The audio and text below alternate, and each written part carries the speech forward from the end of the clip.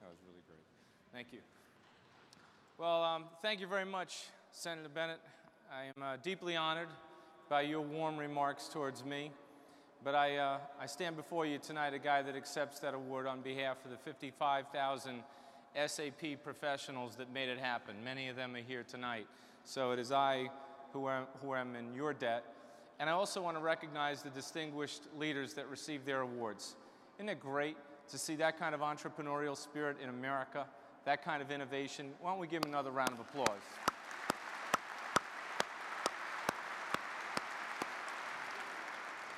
You know, Senator Bennett, since you mentioned President Reagan, since this is the Reagan building, did lead an agenda based on the possibilities that he saw in America.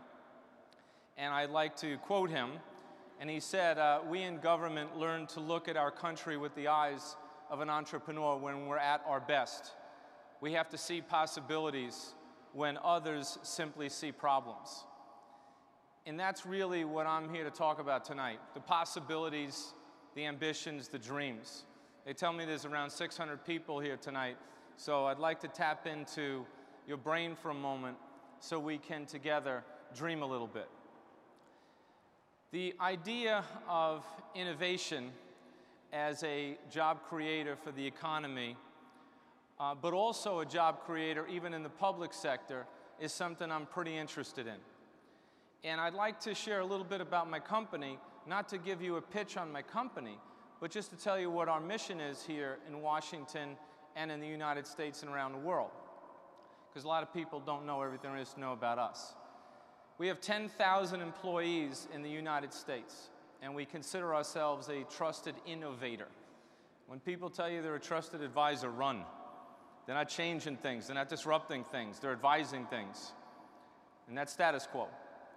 And when we look at the United States Army, the Navy, the IRS, the Department of Homeland Security, the Defense Logistics Agency, Customs and Border Protection, United States Postal Service, these are among the 3,800 organizations at the federal, state, and local level that run SAP, that make us get up in the morning every day wanting to do something good.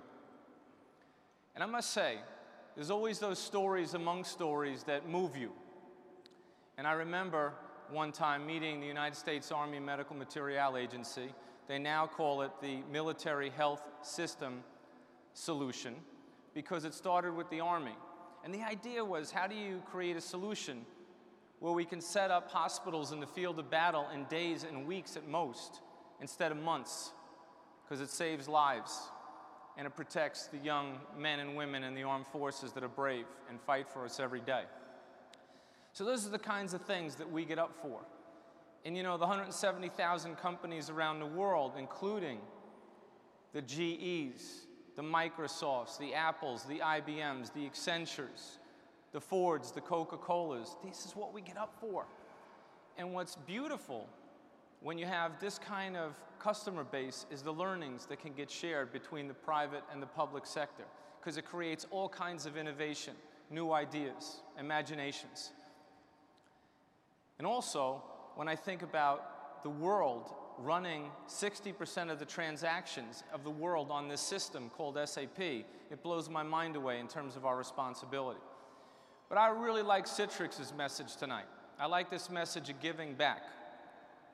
We have more than 50% of our employees worldwide that dedicate at least a week of their professional life to service. And we all know, and I congratulate Citrix on this, that the true measure of a person is not what they take, it's what they give. And it's great to see companies like Citrix doing the right thing. And I've learned along the way that a lot of people spend all their time talking about the what they do. You know, this is what we do. But we decided to say, why do we do it? And for whom do we do it? And that's why we came up with a vision to make the world run better and change people's lives and make them more productive and happy in the work that they do. The world has changed. I think Senator Bennett made a lot of comments in there about how the world is evolving. And we've gone from G8 to G20. You all know this. But that's putting enormous pressure on the global economy and in particular the US economy. I often get asked, how are things out there? You know, things all right? And I say there's two different things. One is the my job, my house economy, and that's a struggle. And the other is the corporations who have automated and decided to change and grow through the power of technology. And what I see happen today in Washington blew me away. And I really mean this. We have to start celebrating the great people that work in the United States government. They're hard workers, they're really smart, they give it up every single day, and they're doing much more with less than they ever have before. And we need to inspire their work and make them feel good about it, because that will create another force multiplication. Give them a break.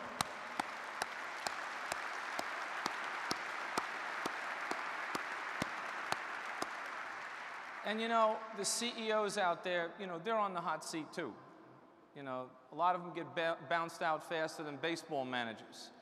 And that's the reason for that is they have to grow. And we have to think about growth again.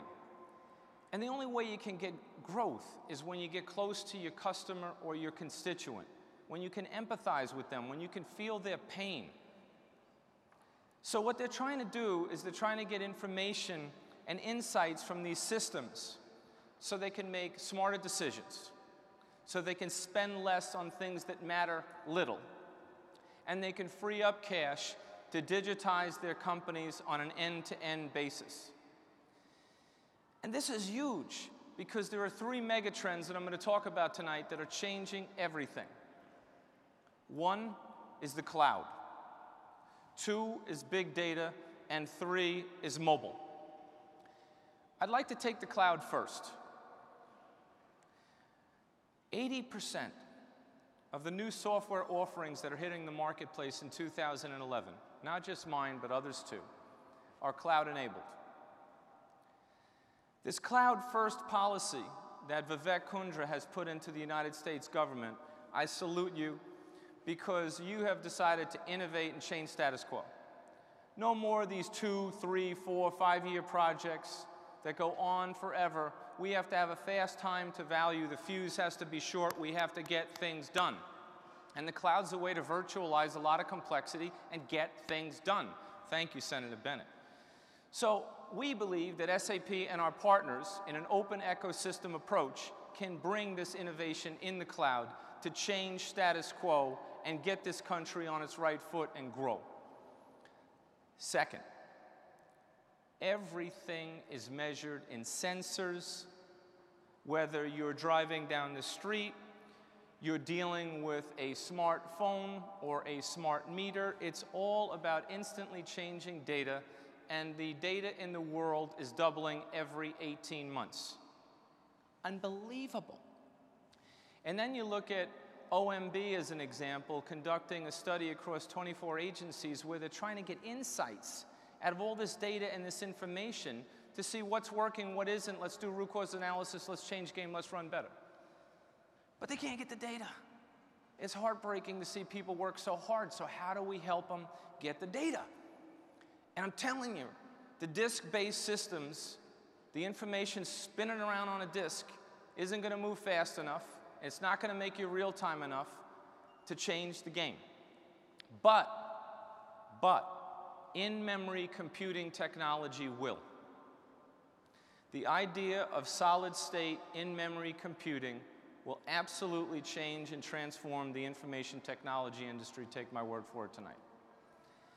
So if you want to change budgets, if you want to rethink scenarios, if you want to look at fault lines in your process, if you want to see where there's breakage, for example, if you're in the Medicare department and you got a $400 billion budget and you all of a sudden the light goes on and say to yourself, how much fraud do I have? And then you find out that people have gone in for the same operation in the system 10 or 12 times, and then you got to track them down, and there's all kinds of waste and inefficiency. You say, well, what if I could get the information right out of the transactional system before the mistake gets made? What if I could have a watch group of things that are likely to happen because these people have suspicious behaviors? And you start to predict with great analytics what might happen. That's the power of in-memory computing. That's why it changes games. The third conversation I'd like to have with you is on mobility. It's unbelievable. I travel all over the world. One day I go to China. I realized that there were 550 million PCs in the BRIC countries combined. Brazil, Russia, India, China, 550 million PCs. In China, there was 880 million devices, growing at about 10 million a month. Unbelievable. There's 300 million mobile devices and subscribers in America. And they're now using these devices as their primary access tool for the internet. So I think we can say officially tonight that mobile is the new desktop. And I admire what is happening, that the administration is trying to get 4G technologies out to 98% of the Americans out there so they can be more productive and benefit from this massive transformation. And I think about these first responders. You know, tornadoes hit, floods, occurrences we could have never planned for. What a beautiful idea to connect the mobile device of these first responders on the scene to the information back at headquarters, so on an end-to-end basis we can connect the supply chain of activities that has to happen to solve the tough problems on the ground that the citizens are going through. It's so obvious. So innovation continues to make a difference. And I'll tell you, this government is on it. We're doing a lot of really good things. Take teleworks and that initiative. I mean, using the mobile in people's homes and condensing costs in office makes a lot of sense. The next-gen desktop, there's a lot of good things going on. We got to get the word out there. So I'm proud to announce something tonight. This is my favorite moment tonight with you. Unbelievable. And Jimmy and Sean, I hope you listen when I talk about this. We partnered with the Recovery, Accountability, and Transparency Board to develop a new mobile application called the Recovery Data Explorer. If you think about the stimulus that went to the states and the various projects that got funded, you know and I know, the journalists, everyone here tonight, the average American citizen wants to know where the jobs are, how the projects are going, and how the taxpayers' dollars are getting used. This will be launched tomorrow, and iPad and iPhone ready, and then it'll support all the other major platforms as well. So recovery.org. And I want you to think about this. I use the tool today myself. And I thought to myself, okay, all the money gets shipped out there. Who's doing a good job? Who's doing a bad job? I don't want to get into the details at a moment like this, but I'll give you a few hints. There's a really big state that got the biggest stimulus. They also created the most jobs. But on a per capita basis, there was a small state in the South that got a lot less money and on a per capita basis created a lot more jobs. I'm like, wow, somebody's leading. And then I started to do the drill down and look at the projects, which ones were working, which ones weren't. And all this information tomorrow is at your fingertips. That's a game changer. Who says government can't be transparent and accountable? The hell with that, we can do it. And we are doing it. And you know the best part? They said, oh, this is a 1-year to 2-year project. Oh, no, no, no. Don't tell Jimmy and Sean that. They thought it was 30 days. And they got it done in 30 days. Is Jimmy and Sean here tonight? Guys, stand up for just 1 second. 30 days, baby. Transforming government, making it work.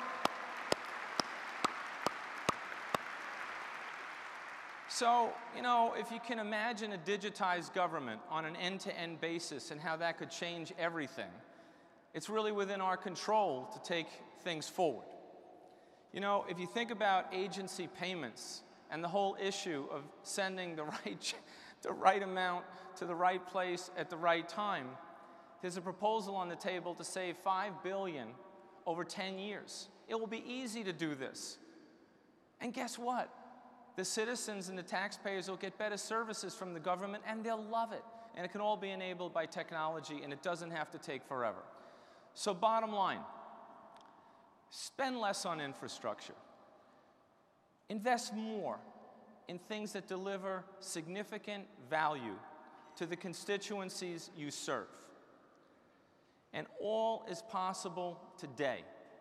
And this is what we want to do. We want to change the game. So to take advantage of it, what do we need? We need people. You can't leave people out of the equation, so we're going to have to train people and educate people, and IT, math, and sciences do help, and we all know the statistics. Let's not go there. But we know that's not all we need. We also need leadership. Leadership. Leaders that listen, they mentor, they coach. Leaders that have an inspiring soul and a heart.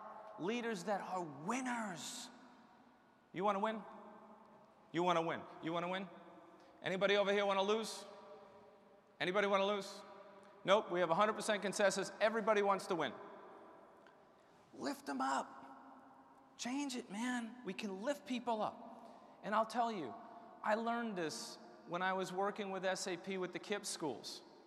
And you work with charter schools and you see the statistics and how staggering they are and how great these kids do. And I get inside the culture and I ask them, what's your culture? No shortcuts, no excuses. We don't do the right thing. We end up in a ring and nobody talks to us for the whole day. That's bad. We want to be in the ring. We want to talk. We want to be part of the team. We want to be part of the winning team. So what I think we need is a new style of leadership to capture the possibilities that are here today. And they are really here. I talked about the possibilities for America.